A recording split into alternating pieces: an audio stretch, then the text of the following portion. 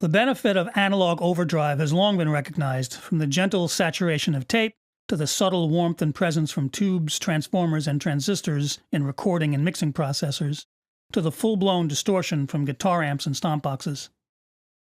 And nowadays, these subtle and not-so-subtle distortions are available both from actual analog gear and the many excellent digitally modeled emulations of that gear.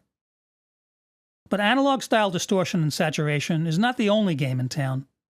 Purely digital distortions, the kind that come from digital clipping and what would normally be considered flaws in a digital recording, have their creative uses as well, and it would be a mistake to write them off, especially when it comes to musical styles that may be more welcoming to the generally harsh, industrial edge that digital distortion can bring to the party. Most people know that digital clipping, unlike analog clipping, does not gradually round off the wave, but abruptly chops it, creating not the potentially euphonious, pleasing quality of traditional analog harmonic distortion, but a much harsher, sometimes popping splat that, for general-purpose recording and processing, is best avoided. And those who were around in the early days of digital know that lower-resolution recordings and poorly designed digital playback systems with low-quality analog-to-digital and digital-to-analog converter designs were capable of producing other nasty, distinctly digital noises, like high-frequency buzzing and a fizzy low-level distortion that followed the musical signal distractingly. But while these artifacts may indeed have no place in general recording and playback, they certainly can be put to good use as special effects on selected tracks. Again, as I said, especially in musical genres like EDM and industrial styles that would be very welcoming to some distinctly harsh, edgy sounds. Fortunately, you don't have to engage in poor recording practices or hunt down crappy early digital gear. These digital artifacts are readily available from the many plugins that are dedicated to creating digital distortions for creative applications. Two of the most well-known are probably Pro Tools' Lo-Fi plugin and Logic's Bit Crusher, both of which employ basically the same methods for trashing up the audio, digital style. Three common techniques for creating some very different digital distortions are downsampling, lowering bit resolution, and digital clipping. The digital clipping method is the closest to the way analog harmonic distortion is produced, as I just explained. But when a signal is pushed up into and past the absolute digital limit, hard clipping occurs. Since it's all just numbers, the plugins that offer this often have several different ways of calculating the resulting changes to the wave from the digital clipping you can induce in them, and each one will yield a distinctly different kind of crunch, buzz, or splat.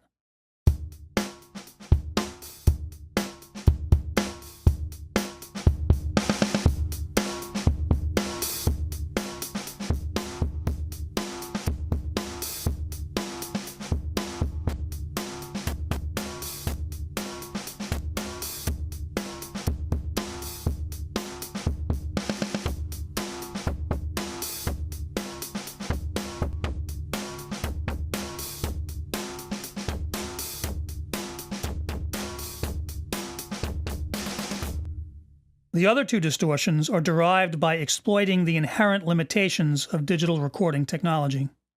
Those limitations have long since been dealt with in actual digital converters, but the artifacts they would produce, if improperly implemented, can provide some uniquely digital distortion sounds.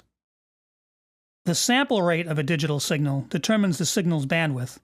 It has to be at least twice the desired bandwidth. If it's reduced, the bandwidth will be reduced, and the tone will get duller, naturally. But to be done cleanly, the lowered sampler rate would still have to be twice the highest frequency of the new reduced bandwidth for a clean signal. This rule, the Nyquist rule actually, would be enforced by a sharp low-pass filter. But if you eliminate that filter and then go ahead and reduce the sampling rate anyway, you'll get a series of buzzy, high-frequency tones that are mathematically related to the new, lower sampling rate and the audio frequencies that should have been filtered out. But, again, unlike with analog distortions, these buzzy high frequencies will not be harmonically related to the musical wave in any way, so they'll sit on top of it as a nasty, high-pitched ringing that follows the musical wave.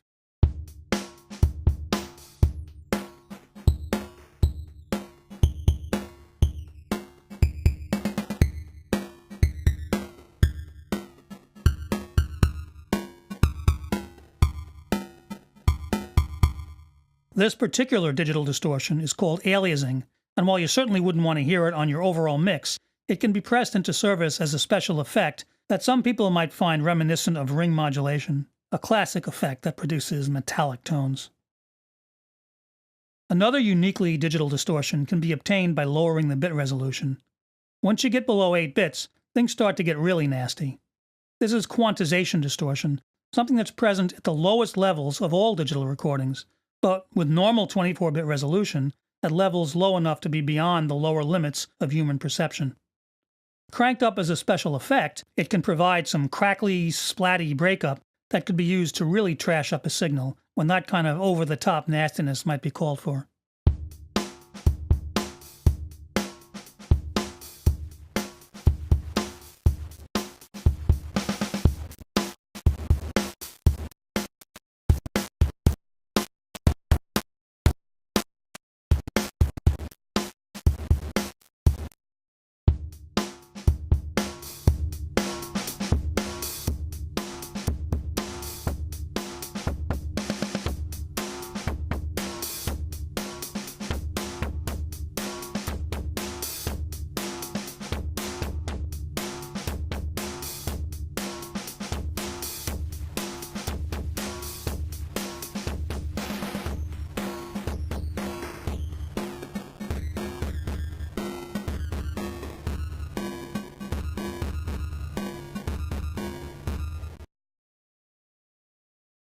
So, if you put it all together, the subtle, gentle compression of tape saturation, the euphonious harmonic distortion of tubes, transistors, and transformers at all levels from subliminal warmth to over-the-top grind, and the off-the-charts nastiness of digital distortion, there's no shortage of ways to enhance, thicken, dirty up, and totally trash your audio when a nice, polite, clean signal just isn't cutting it.